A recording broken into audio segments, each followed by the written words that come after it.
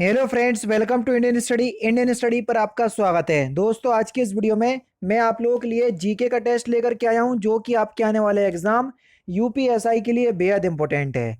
Video को and तक जरूर देखिएगा, क्योंकि लास्ट में मैं आपसे क्वेश्चन भी पूछूंगा और उसका आंसर आपको कमेंट बॉक्स में बताना होगा। साथ ही साथ इस वीडियो की पीडीएफ डिस्क्रिप्शन में टेलीग्राम चैनल का लिंक दिया हुआ है, वहां से आप प्राप्त कर सकते हैं। पहला क्वेश्चन, बुत सिकन यानी कि मूर्ति भंजक की संज्ञा किसको दी गई? Important question. तो किसको दी गई? तो सही आंसर हो जाएगा सर आपका महमूद गजनवी या महमूद गजनी, यानी कि दूसरा ऑप्शन यहाँ पर आपका बिल्कुल क्या हो जाएगा सर? करेक्ट हो जाएगा। नेक्स्ट क्वेश्चन सर आपके सामने, माउंट आबू पर स्थित जैन मंदिर को किसने बनवाया था? बेहतरीन क्वेश्चंस। तो किसने बनवाया था सर? बिमल शाह ने। दूसरा ऑप्शन यहाँ पर आपका बिल्कुल करेक्ट हो जाएगा। तराइन का युद्ध कब लड़ा गया? जल्दी बताइए, तराइन का युद्ध जो है वो कब लड़ा गया? तो बेसिकली देखो, देखा जाए तो तराइन का दूसरे युद्ध के बारे में बात हो रही है। पहला युद्ध 1191 में, दूसरा 1192 में लड़ा गया है ना। तो यहाँ पर चौथा ऑप्शन से आपका बिल्कुल क्या हो जाएगा सर? करेक्ट हो जाएगा। ठीक है। पृथ्वीराज चौहान जो है वो हार गया था। पृथ्वीराज चौहान और महमूद गजनवी के बीच हुआ था ये। ठीक है।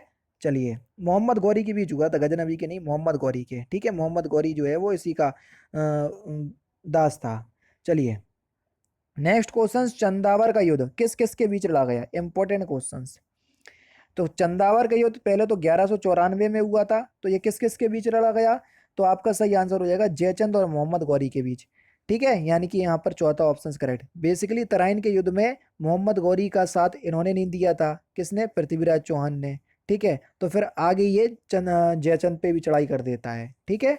चलिए, मोहम्मद गौरी ने भारत पर आक्रमण किस जनजाति के विरुद्ध किया था? तो सही आंसर हो जाएगा आपका खोखरो जनजाति। पहला ही ऑप्शन से यहाँ पर आपका बिल्कुल क्या हो जाएगा सर? करेक्ट हो जाएगा। वीर से परंपरा का संबंध निम्नलिखित में से किस राज्य से है? तो ये कर्नाटक राज्य से है। दूसरा option correct. Next question start करने से पहले मैं आपको बता दूं, दोस्तों मैं आपको बता चुका हूं कि अनअकैडमी पर UP triple S C category और यूपी पीएससी कैटेगरी के अंतर्गत अलग अलग कोर्स, यानी कि उत्तर प्रदेश के अंदर जितनी भी आगामी परीक्षाएं, चाहे यूपीएसआई हुआ, यूपी लेखपाल हुआ, UP triple S C PET हुआ, यूपी पीएससी हुआ, सभी से रिलेटेड कोर्स चलाए जा रहे हैं। जैसे यूपी पीएससी का कोर्स जो है ये आपका 6 अगस्त को स्टार्ट हो गया। तो सर इस कोर्स को परचेज करेंगे तो क्या सभी को देख पाओगे? वही तो मैं कहता हूं, अगर आपने एक कैटेगरी के अंतर्गत सब्सक्रिप्शन परचेज कर लिया तो उस कैटेगरी के अंदर जितने भी कोर्स चल रहे होंगे सभी को एक्सेस कर पाओगे। डिस्क्रिप्शन में लिंक है। अभी जो प्राइस जो है बढ़ने वाले हैं, अभी ऑफर है। इंडियन स्टडी कोड अप्लाई करोगे तो 10% का डिस्काउंट भी मिल जाएगा। ठीक है, चलिए देख लेते हैं next question. Next question sir आपके सामने, मोहम्मद बिन तुगलक द्वारा किए गए प्रयोगों को क्रमानुसार लगाइए।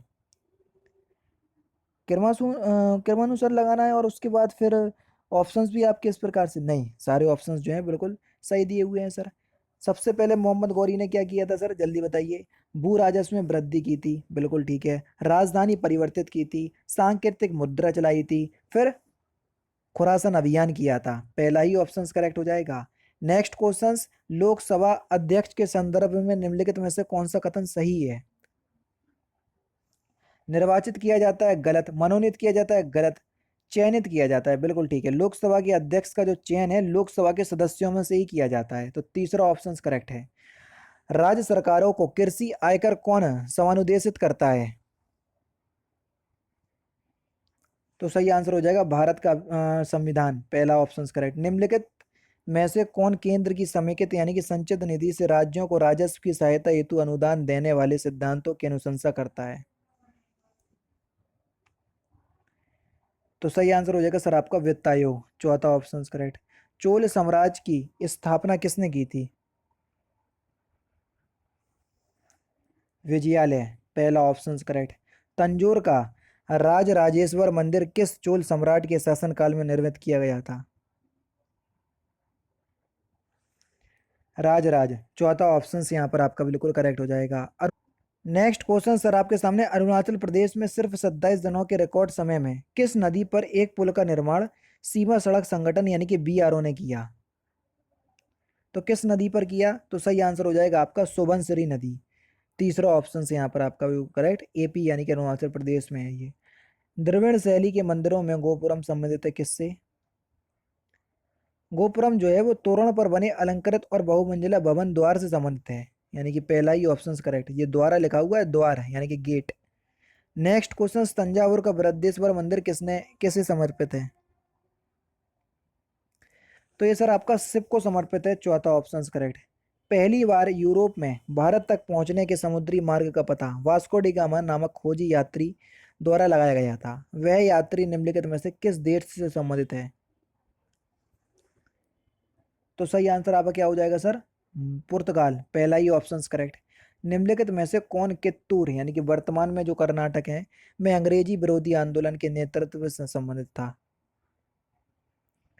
तो सही आंसर हो जाएगा रानी चेन्नम्मा, पहला ही ऑप्शन यहाँ पर आपका बिल्कुल करेक्ट हो जाएगा।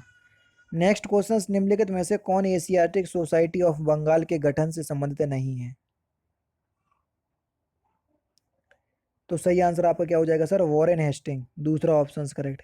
किस कंपनी ने 1 अप्रैल 2021 से भारत में घरेलू भुगतान कारोबार बंद करने का निर्णय लिया?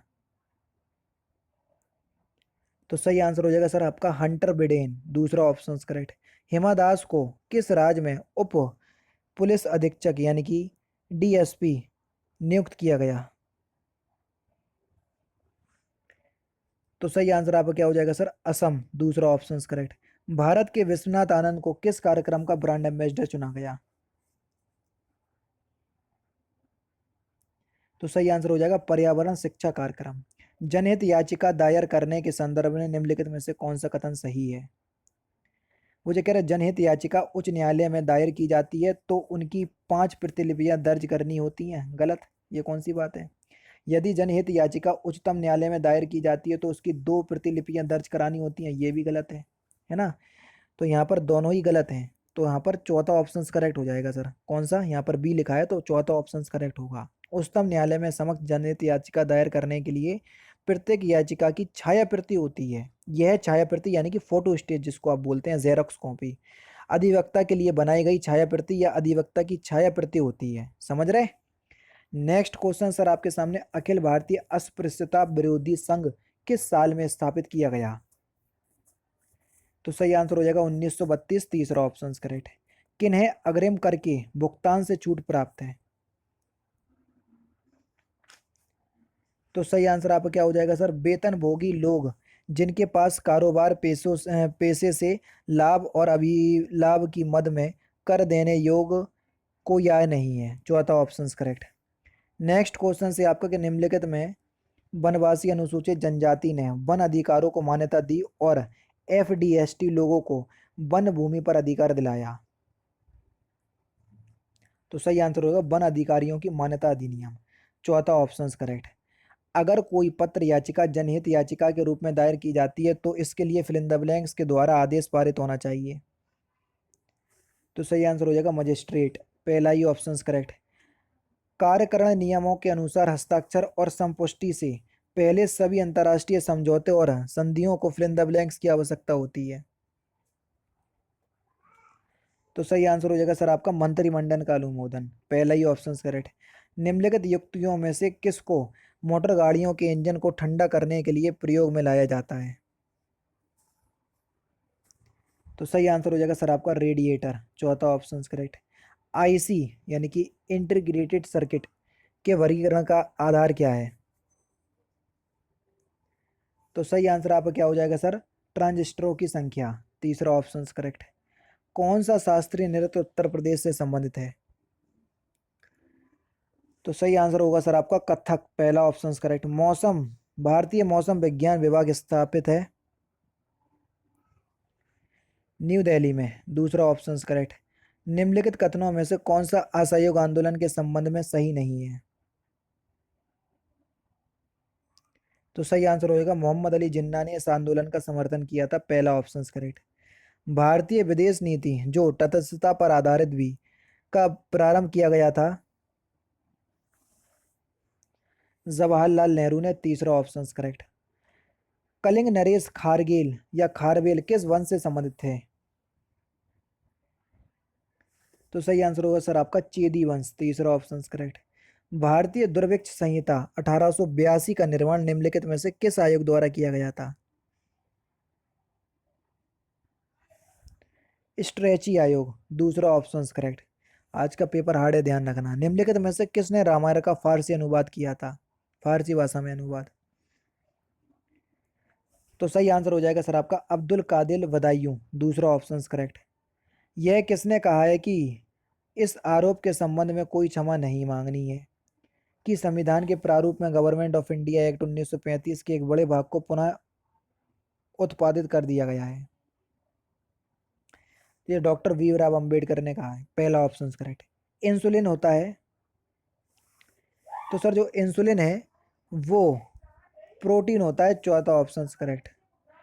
भारतीय राज्यों पर अंग्रेजी प्रभुत्व स्थापित करने के लिए किसने प्रशासन में सहायक संधि प्रणाली का सूत्रपात किया? तो सही आंसर हो जाएगा सर आपका लॉर्ड बेलीजली। और लास्ट क्वेश्चन, निम्नलिखित में से किस चोल शासक को चोल गंगम नामक वृहद कृत्रिम झील बनवाने का श्रेय दिया जाता है? तो इस क्वेश्चंस का आंसर आप मुझे कमेंट बॉक्स में बताएंगे। तो दोस्तों ये थे आपके 80 नहीं 40 इंपॉर्टेंट क्वेश्चंस जीके के, जो कि आपके आने वाले एग्जाम यूपीएसआई के लिए बेहद इंपॉर्टेंट हैं। अगर आपको वीडियो अच्छी लगी हो तो प्लीज़ दोस्तों वीडियो को लाइक और शेयर जरूर कर दीजिएगा। तो दोस्तों फिलहाल की वीडियो में तो सिर्फ इतना ही। अगर आपको वीडियो पसंद आए तो प्लीज़ दोस्तों वीडियो को लाइक कीजिए, शेयर कीजिए और साथ ही साथ हमारे चैनल को सब्सक्राइब करना ना भूलें, क्योंकि मैं रोजाना इसी तरह के वीडियोस आप लोगों के लिए लाता रहता हूँ। नमस्कार दोस्तों, जय हिंद, जय भारत।